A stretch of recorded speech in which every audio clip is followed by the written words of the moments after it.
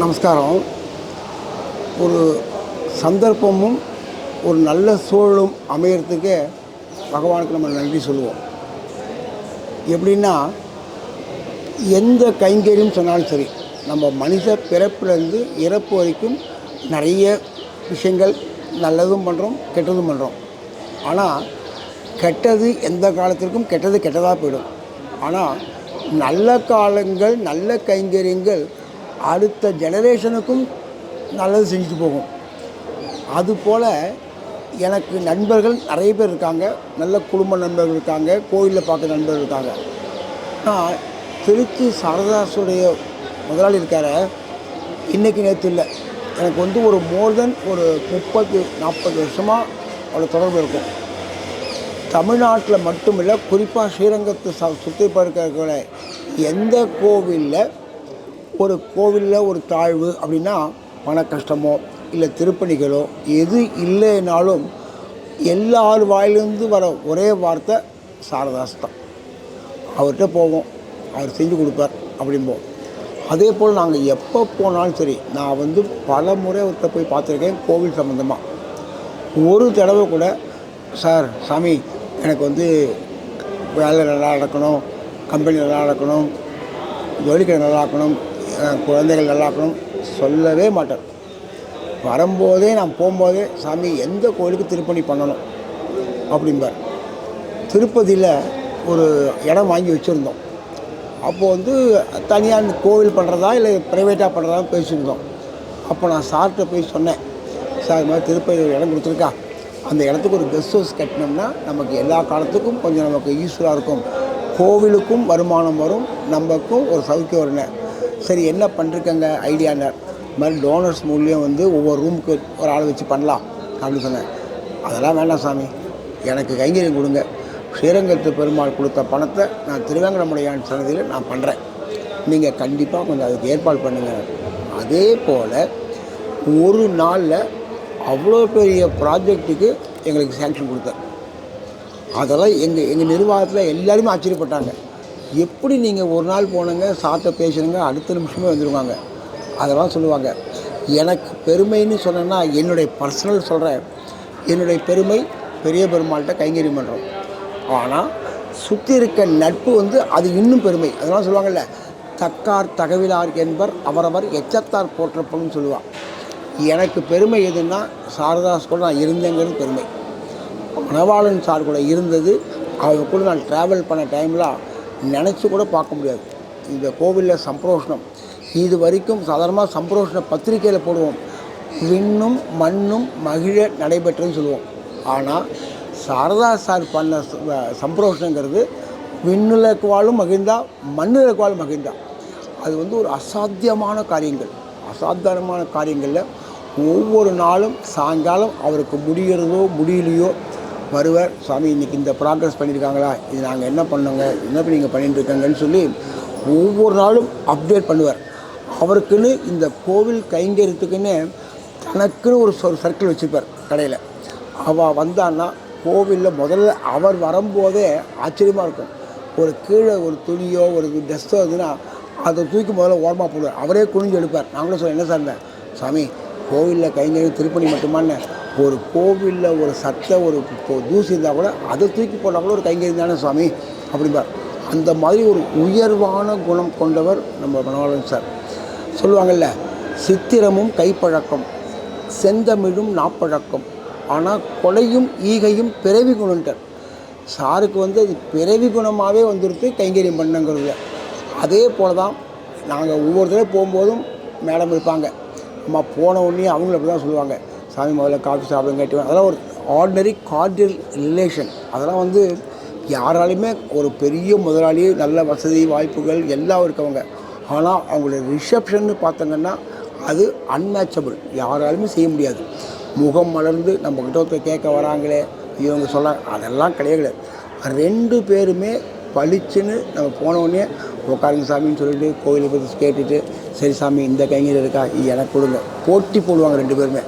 மேடமும் சாரும் போட்டி போடுவாங்க, இந்த கைங்கரியம் நான் கொடுக்குறேன்னா, இல்லைங்க இதையும் சேர்த்து கொடுத்துருங்க நாங்களே பண்ணுறோங்க அப்படின்பா. அந்த மாதிரி சேர்த்து கொடுத்து நாங்கள் பண்ணுங்கிறதுலாம் அதுக்கும் ஒரு பெரிய பிராப்தம் இருக்கணும். தர்மத்திற்கும் வேணும்ல. ஏன்னா இந்த யுக தர்மம் தர்மத்தை பண்ண முடியாதுங்கிறது தர்மம். ஆனால் எந்த விதமான காம்ப்ரமைஸும் பண்ணாமல் எல்லா காலத்திற்கும் ஒரு சௌக்கியத்தை உண்டு பண்ணுறதுனா இன்றைக்கி சாதாரண சொல்லுவாள்ல, ராஜராஜ சோழனை நம்ம பார்க்கல, ஆனால் தஞ்சாவூர் கிராஸ் பண்ணும்போது கையை கூப்பிட்றோம். ஏன்னா அவர் பண்ண திருப்பணினால்தான் அவருக்கு பெருமை. அதே போல் இந்த திருச்சி மாவட்டத்தில் மட்டும் இல்லை, எந்த கோவில் சிக்கா இருந்தாலும் அதுக்கு ஒரு திரவிய சகாயம் பண்ணி இன்னைய வரைக்கும் அவருடைய பேர் நிலைச்சி சாரதாஸுங்கிற பேனரை கிரியேட் பண்ணுறதுக்கு அவர் பண்ண தியாகங்கிறது சாதாரணம் கிடையாது. உழைப்பு உழைப்பு உழைப்பு உழைப்பு கடுமையான உழைப்பு எடுத்தால் இன்றைக்கி இவ்வளோ பெரிய நிர்வாகத்தை எஸ்டாப்ளிஷ் பண்ணார். அதே போல் சம்பந்தத்தில் பார்த்தாங்கன்னா பிரபந்தத்தில் கடைசி வரி பிறந்தார் உயர்ந்தாரே, பிறக்கிறவங்க உயர்றதுக்கு பகவான் வச்சுருக்க ஒரு நல்ல அளவுகோல் எதுன்னா நம்ம பண்ணக்கூடிய நல்லது அடுத்தவங்களுக்கு பண்ணாவே நல்லதுங்கும்போது ஒரு கோவிலில் பண்ணுறதுங்கிறது பெரிய பிராப்தம், ஜென்மாந்திர சுகிருதம்பா. இந்த ஜென்மாந்திர சுகிருதம் இருந்தால் தான் தாங்கிட்ட சம்பாதித்த சொத்தை நல்லதுக்கு பயன்படுத்த முடியும். சம்பாதிக்க சொத்து நம்ம என்ன வேணாலும் பண்ணிக்கலாம். நம்ம தனியாக வீடு வாங்கலாம், கார் வாங்கலாம், பங்களா வாங்கலாம், என்ன வேணால் வாங்கலாம். அது நம்மளுடைய இன்பத்துக்கு மட்டும்தான் கிடைக்கும். ஆனால் சார் பண்ண இன்பமானது எல்லா மக்களும் சொல்லுவாள்ல, வாடிய பயிரை கண்ட போதெல்லாம் வாடினேன்னால் வள்ளலார். வாடிய பயிரை கண்ட போதெல்லாம் வாடினார். அப்போது இவரை பொறுத்த வரைக்கும் தாங்கிட்ட இருக்க அத்தனை பேரும் எந்த காலத்துக்கும் சௌக்கியம் குறைச்சல் இல்லாமல் இருக்கணும். தான் நிர்வாகம் நடக்கிறதுக்கு தெய்வம் துணை வேணும். தெய்வம் துணை இருந்தால் நிர்வாகம் நல்லா நடக்கும். இது ரெண்டுமே மியூச்சுவலாக பண்ணதுங்கிறது பெரிய ஹை திங்கிங் இருந்தால் தான் இந்த மாதிரி ரெண்டுத்தையும் ஒரே ட்ராவல் பண்ண முடியும். அதில் சாருடைய பங்கு இந்த கோவிலில் சாருடைய பேரில் 3 தடவை தங்க விமானம் பண்ணோம். இன்றைக்கெல்லாம் அப்போ நாங்களே சேலஞ்சு பண்ணோம். அரசாங்கமே மலைச்சிது, தங்க விமானத்தை பிரித்து போத்துறமே பண்ண முடியாது. கவலையே படாங்க சாமி அப்படின்னு சொல்லி ஒவ்வொரு நாளும் மிக மிக மிக மிக கவனமாக எந்த விதமான குறைபாடும் எந்த விதமான விமர்சனங்களும் இல்லாமல் அந்த சம்பிரோஷம் நடத்தி கொடுத்ததெல்லாம் அந்த குடும்பம்தான். சரி, அவர் வரைக்கும் தான் தர்மம் பண்ணார் அப்படின்னு பார்த்தா இன்றைக்கி அதாவது சொல்லுவாங்க, தந்தையால் கல்விங்கிறது இந்த ஷரத்துக்கும் ரோஷன் சாருக்கும் அந்த கடையில் சொல்லி கொடுத்த மட்டும் இல்லை, தர்மத்தையும் சொல்லி கொடுத்துருக்கா. தான் காலத்தில் தான் வம்சங்களுக்கும் ஒரு நல்ல சுகத்தையும் நல்ல ரோடையும் ப்ளஸ் தர்மத்தை சொல்லி கொடுத்து. ஏன்னா என்னைக்காந்தாலும் தர்மம் தோற்காது, அதர்மம் ஜெயிக்காது. அந்த தர்மத்தின் வழியில் தன்னுடைய வம்சங்களை கொண்டு வந்ததுங்கிறது அதெல்லாம் பெரிய பெருமாளுடைய பரிபூர்ண அனுகிரகம். அவர் பண்ண தர்மங்கள் என்னைக்காந்தால் ரட்சிக்கும். எங்களுக்கும் ஒரு பெரிய சௌக்கியம். இன்றைக்கெல்லாம் நாங்கள் நினச்சி பார்த்தோம்னா சில சமயத்தை நாங்களே நினச்சிப்போம், சுவாமி இந்த கோயிலில் இந்த வேலை பாக்கி இருக்குது, சாரதாஸ் இருந்தாருன்னா நடக்கும், சாரதாஸ் தான் நடக்கும்னு சொல்லி நாங்கள் தினமும் சொல்லிட்டு இருக்கோம். எல்லா கோயிலும் ஒரு தடவை சொல்லுவோம், இந்த கோயிலில் இன்றைக்கி ஏதாவது ஒன்று இல்லைன்னு நினச்சோம்னா, சார் அங்கே சாரதாஸ் இருந்தாலும் போனால் உடனே கிடைக்கும் சார், அவர் இல்லை சார், சரி ரோஷன் பண்ணுறாரு சார், அவர் ஒரு இப்போ மெக்காளியம்மன் கோயிலில் பண்ணுறாரு, இப்போ வயலூரில் பண்ணுறார். அப்போது அந்த மாதிரி ஒரு தர்மங்களை சொல்லி கொடுத்துட்டு போய் பண்ணதெல்லாம் அவருடைய பெரியவா பண்ண ஒரு நல்ல கைங்கரியங்கள். ஸோ இந்த குடும்பங்கள் இன்னும் இதே போல் நல்ல தர்மத்து வழியில் சென்று இந்த நிர்வாகத்தை, அப்பாவுக்கு எது சந்தோஷம்னா சொல்லுவாங்கல்ல, அப்பா அந்த பெருமாள் திருவடியில் இருந்தாலும் அவருடைய பிளெஸ்ஸிங்ஸு இந்த குழந்தைகளுக்கு என்னைக்கா இருந்தாலும் வேணும். இந்த குழந்தைகள் தான் காலத்தில் அம்மாவை பத்திரமா பார்த்துட்டு இந்த நிர்வாக பத்திரமா பார்த்துட்டு எல்லா கைங்கரிலும் குறைவரை நடக்கணும்னு நாங்கள் ஆராதிக்கிற பெரிய பெருமாள்கிட்டையும் பெரிய பிராட்டியாட்டையும். ஏன்னா வையம் புகுவது அந்த மேலே போய் சேரங்கிறது நம்ப முடியல, அது பெருமாள் இருக்கிற முடிவு தான். வைகுந்தம் புகுவது மன்னவர் விதியே, அதில் யாரும் தடை பண்ணவே முடியாது. அந்த பெருமாள் திருவிழா அவர் அங்கே இருந்துட்டு இன்னும் தாம் பண்ண கைங்கரியத்தை அவருக்கு எது சந்தோஷம்னா தங்களுடைய வம்சங்கள் இதே வழியில் போகிறதுங்கிறது தான் அவருக்கு சந்தோஷம்.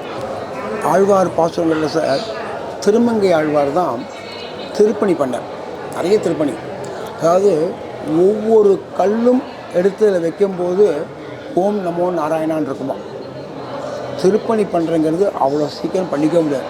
இன்றைக்கி எந்த ஊரில் வேணால் போய் கேளுங்க, ஒரு கோயில் கும்பாபிஷேகம் பண்ண போனோம் சார் கொஞ்சம் ஹெல்ப் பண்ணுங்கன்னா பணம் கையில் கொடுப்பாங்க, நீங்கள் போய்ட்டு வாங்க அப்படின்ட்டுருவாங்க.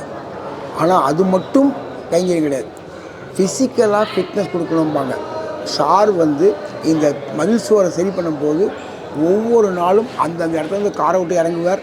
அந்த சந்து நம்மளாம் நினச்சோம்னா நாங்களே பொறுத்து கூச்சப்படுவோம். ஆனால் அந்த சந்தில் போய் பார்த்து இந்த கல்லை இங்கே ஏற்று இங்கே இறக்கு, ஏன் இவ்வளோ நேரம் ஆயிடுச்சு, உனக்கு என்ன பணம் போடலையா, பணம் வேணால் தரேன், கோவில் வேலையை லேட் பண்ணாதப்பா அப்படிம்பார். அதனால தான் அந்த கைங்கரியத்துக்கு என்ன பலனுங்கிறது அதே திருமங்கையாழ்வார் சொல்லியிருக்கார். திருப்பணி பண்ணுறவாளுக்கு என்ன கிடைக்கும்னா, குலம் தரும், செல்வம் தந்திடும், பெற்ற தாயினும் ஆயின செய்யும், நலம் தரும் சொல்லை நான் கண்டு கொண்டேன் நாராயணனர்.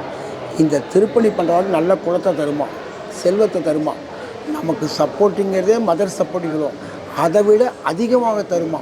திருப்பணி பண்ணுறவாளுக்கு பெற்ற தாயினும் ஆயின செய்யும், அந்த கல்லில் இருக்க ஒவ்வொரு நாராயணாங்கிற வார்த்தையும் எல்லா இடத்துலையும் சுற்றி வருமா. அப்போது அந்த மாதிரி ஒரு நல்ல திருப்பணிகள் பண்ணி நாங்கள் சொல்லுவோம். சாதாரணமாக நாங்கள் சாப்பிட்டு வந்தால் சொல்லுவோம், சார் நீங்கள் ஒரு ஆழ்வார் அவதாரம் சார் அப்படிம்போம். சாமி அதெல்லாம் சொல்லாங்க சாமி, நாங்கள் என்னங்க பணம் இருக்க கொடுக்குறோங்க, ஏதோ இருக்கிறது தெய்வத்துக்கு கொடுக்குறோம் பார். ஆனால் அவர் நாங்கள் இப்போ கூட சொல்லுவோம், அவருடைய ஆழ்வார்களுடைய அவதாரமாக தான் பார்க்குறோம். தான் காலம் முழுக்க பிறருக்காகவே உழைத்தார், அதுதான் முக்கியம்.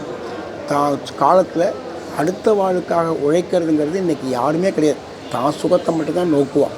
ஆனால் அடுத்தவா சுகத்தை நோக்கி செஞ்சதுங்கிறது சாரதா சாருடைய மணவாளன் சாருடைய பரிபூர்ண அனுகிரகம். திவ்ய தேசங்களில் பிரதானமான திவ்ய தேசம் ஸ்ரீரங்கம், இதுக்கு பேர் போக மண்டபம். திருப்பதி 2வது திவ்ய தேசம் புஷ்ப மண்டபம். காஞ்சிபுரம் தியாக மண்டபம்னு சொல்லுவோம். பெருமாள் கலாப காலத்தில் கொஞ்ச காலம் இந்த ஸ்ரீரங்கம் பெருமாள் திருப்பதியில் இருந்தார். அதை நினைவு கூறுறதுக்காக ஒரு வஸ்திர பகுமானம்னு சொல்லி ஒரு நிகழ்ச்சி ஏற்பாடு பண்ணோம். அந்த நிகழ்ச்சி ஏற்பாடு பண்ண உடனேயே அடியனுக்கு வந்து ஞாபகம் வந்தது சாரதாஸ் தான். சார் இந்த மாதிரி நாங்கள் போகிறோன்னு இருக்கோம் சார், வருஷத்துக்கு ஒரு தடவை அந்த பெருமாளுக்கு நம்ம பெருமாள் சாத்திஇந்த வஸ்திரத்தை அவருக்கு சாத்திட்டு அதுக்கப்புறம் கௌசிகாசனுக்கு அங்கேருந்து வருவாங்க, அது சாத்திப்பார். இது ஒரு மியூச்சுவலாக இப்போ நம்ம ஒரு 25 வருஷமாக பண்ணிட்டுருக்கோம். ஆனால் முதல் வருஷத்துலேருந்து நேற்று நடந்த வருஷம் வரைக்கும் முழுமையாக அந்த வஸ்திர பகுமானத்துக்கு அந்த பெருமாளுக்கு, திருவேங்கடமுடையானுக்கு, தாயாருக்கு, எம்பெருமானாருக்கு, அங்கே இருக்க அத்தனை தெய்வங்களுக்கும் வஸ்திர பகுமானத்துக்கு எல்லா வஸ்திரங்களும் கொடுத்து இங்கேருந்து போயிட்டு வரவாளுக்கு சாப்பாட்டுலேருந்து கார்லேருந்து எல்லாம் கொடுத்து அவர் ஒரு தடவை சொல்வார், சாமி நான் வரலைங்க, நீங்கள் எல்லாம் சேர்ந்து போய் பார்க்குறாங்கல்ல, உங்களுடைய எல்லாருடைய ப்ரேயர்ஸும் எனக்கு போடுங்க, எனக்கு ஹெல்த்தாக இருக்கட்டும் வெல்த்தாக இருக்கட்டும், அதெல்லாம் ஒன்றும் வேண்டாங்க, நாங்கள் கொடுத்த வஸ்திரத்தை பெருமாள் ஏற்றுண்டா போகிறோம். அதெல்லாம் சொல்லுவாங்கள்ல, அம்பரமே தண்ணீரே சோரே அறம் செய்யும்பாங்க. 3 தர்மங்கள் அடுத்த வம்சங்கள்னு சொல்லுவாங்க. அதில் வந்து ஃபஸ்ட்டு வஸ்திரதானம் தான் சொல்லியிருக்கா. அந்த வஸ்திரதானத்தை இன்னைய வரைக்கும் தொய்வு இல்லாமல் பண்ணிட்டு இருக்கா. அதுக்கும் ஒரு நன்றி நாங்கள் சொல்கிறதுக்கு கடமைப்பட்டிருக்கோம். ஸோ அந்த பெருமாள் திருவிழா இருக்கக்கூடியவருடைய ஆசீர்வாதத்தால் இந்த நிர்வாகங்கள் சௌக்கியமாக்கிறதுக்கு அடியேன்னு பிரார்த்தித்துக்கிறேன்.